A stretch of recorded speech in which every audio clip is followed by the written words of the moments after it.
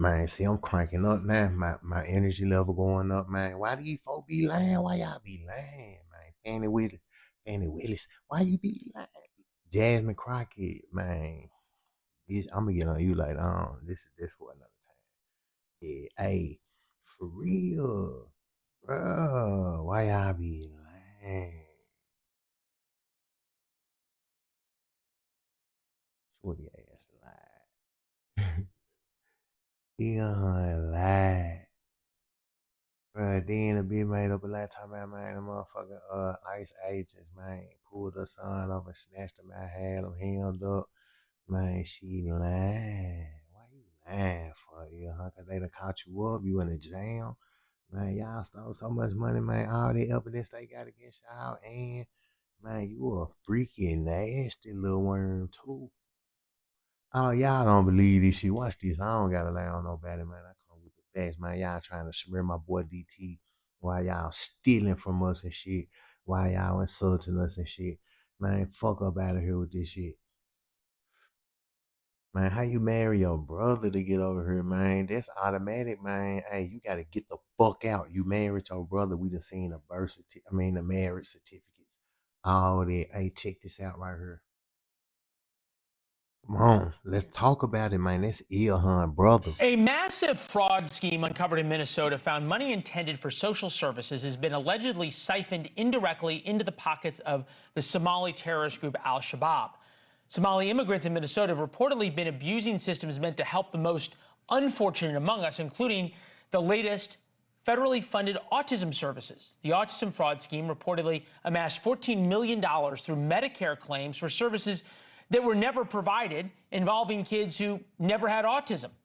And the Somali immigrants behind this web of schemes have allegedly stolen billions from taxpayers, much of the money going back to the Somali government, where it would then end up in the hands of terrorists. Manhattan Institute investigative reporter Ryan Thorpe was one of the first exposing the schemes for their ties to terrorism. With us now, Ryan, a line from your story stuck out.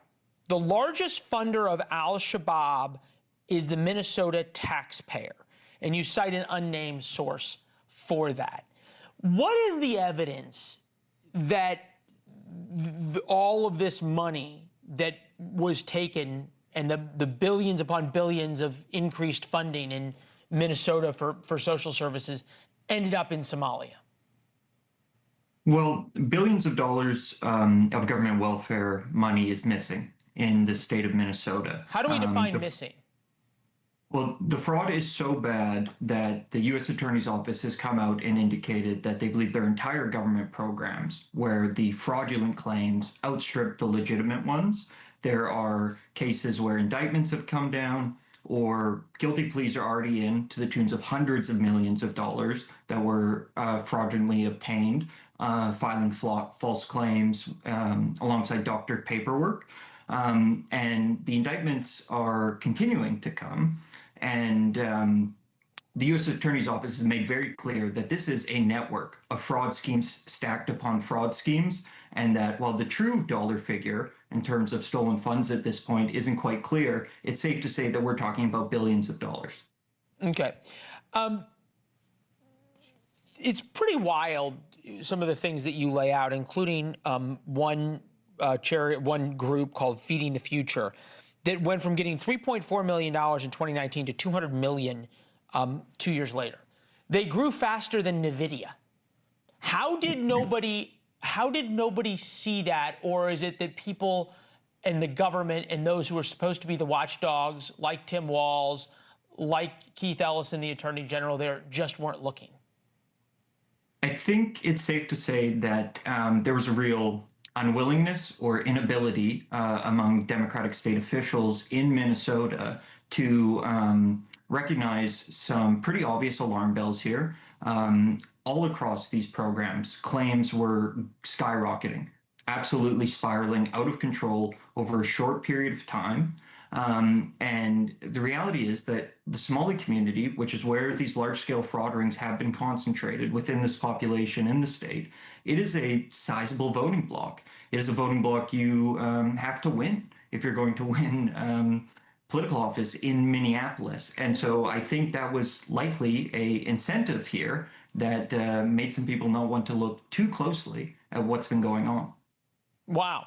And that would explain why now it's the U.S. attorney looking into it rather than the state law enforcement or state fraud investigators. Is there any indication, Ryan, as you get, and obviously, it's one of those things you drop an investigative piece, and then all of a sudden you get 1,000 more tips that this goes higher, like actually into state government? You get the last 30 seconds.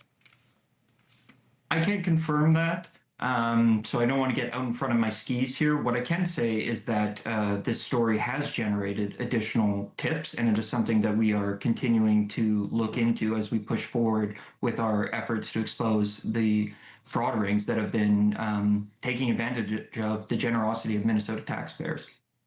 Yeah, stunning also how little pickup this has gotten around the country in terms of the rest of the media. Applaud your guys' continued work on it. Ryan, come back and talk to us as you uncover more, all right? Excellent. Sounds good.